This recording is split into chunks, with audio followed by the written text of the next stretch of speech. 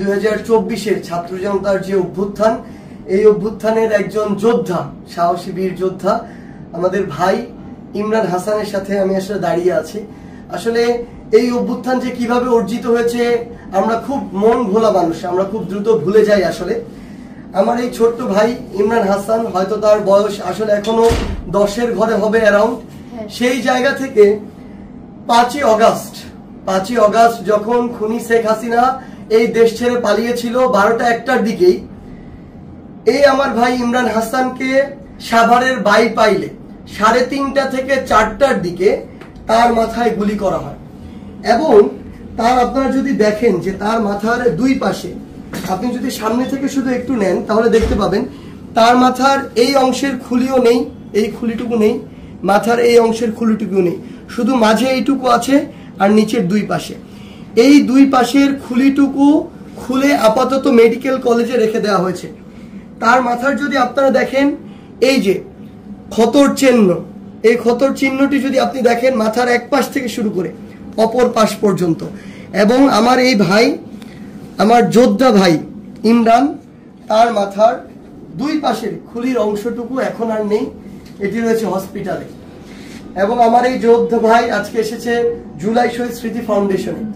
এবং সবচেয়ে বড় কথা হচ্ছে আমার এই 10 বছরের ইমরানের মতো ভাইরা আমার যখন এখন পর্যন্ত গুলির আঘাতে তাদের মাথার খুলি হারিয়ে এখন ওই মাথার খুলির অংশ ছাড়া বা ওই খুলিটি হসপিটালে রেখে শুধুমাত্র এভাবে হাঁটতে হয়, যখন আপনি তার চামড়ায় স্পর্শ করবেন আপনার হাতে তার মগজের নরম স্পর্শ লাগবে।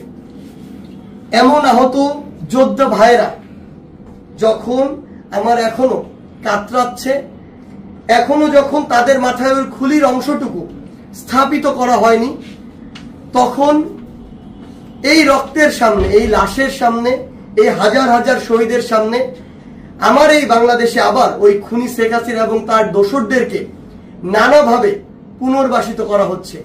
রাজনৈতিকভাবে নানাভাবে তাদের মধ্যে একাত্মতা ঘোষণা হচ্ছে। আমি শুধু আপনাদেরকে একটি জিনিসই বলতে চাই, আপনাদের মধ্যে যদি ন্যূনতম বিবেকবোধ থাকে তাহলে আমার ভাই ইমরানের এই চেহারাটা চোখের সামনে রেখে আজকের পর থেকে ওই খুনিদের সাথে আপনারা কখনো হাত মেলাতে যাবেন না। যদি ন্যূনতম আপনাদের মধ্যে ব্যক্তিত্ব বোধ থাকে তাহলে এই 10 বছরের ইমরানের চেহারাটিকে সামনে রেখে কোনোদিনও ওই খুনির যে দোসররা ছিল তাদেরকে পুনর্বাসিত করার জন্য, নিজের দলে টানার জন্য, তাদেরকে নিয়ে একসাথে চলার জন্য আপনাদের যে নোংরা কার্যক্রমগুলো সেগুলো করবেন না। যদি আপনারা সেগুলো করেন তাহলে 24-এর ছাত্র জনতার অভ্যুত্থানের যে স্পিরিট, এই স্পিরিটকে আপনারা অপমানিত করবেন। আর এই বাংলাদেশে কেউ কোনোদিন কোনো ফ্যাসিস্টের বিপক্ষে দাঁড়ানোর যে সাহস সেটি আর কোনোদিন করবে না। ধন্যবাদ।